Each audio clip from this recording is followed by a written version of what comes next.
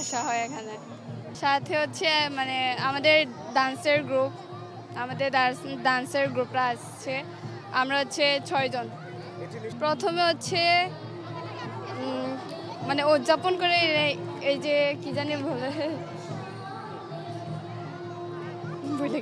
আমাদের যেটা নবান্ন বলতে পারেন, আমরা প্রতি বছর আমাদের শস্য দেবতার জন্য যে নতুন ফসলাদি আছে সেটা আমরা উৎসর্গ করি সেই দেবতাদের উদ্দেশ্যে। আমাদের আসলে এটা ওয়ানগালা উৎসব প্রতি বছরই পালিত হয়।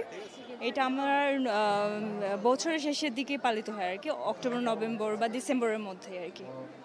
আর এখানে মূলত প্রতি বছরই পালন করা হয়। আমার বড় দিদি, আমরা 4 বোনে আসছি।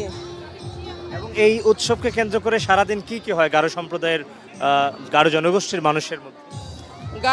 আমাদের গারো নাচ গান হয়, তারপরে আমাদের গারো উপজাতির যা পোশাক, তারপরে গারোদের খাদ্য, এইগুলো সব বেচা হয় এখানে।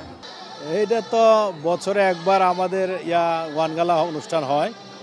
আর আপনার এটা আসলে অনেক দিন থেকেই আমাদের চেংজামংজানে যাই তৎকালীন থেকেই আমাদের যে মুরব্বীরা আছে তারা প্রথম যখন আপনার ফসল টসল উঠে তখন আপনার এটা ওই ফসলটাকে আপনার খাওয়ার আগে সৃষ্টিকর্তাকে এটাকে আপনার উৎসর্গ করে এবং এই উৎসর্গ করে এই ওয়ানগালা অনুষ্ঠানের মাধ্যমেই তাকে ধন্যবাদ ও কৃতজ্ঞতা জানানো হয়।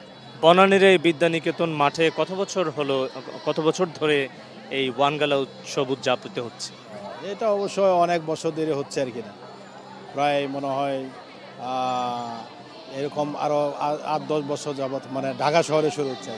এটা শুরু হয়েছিল সাধারণত গ্রামে হইতো, এখন প্রায় 8-10 বছর ধরে মানে ঢাকায় হচ্ছে।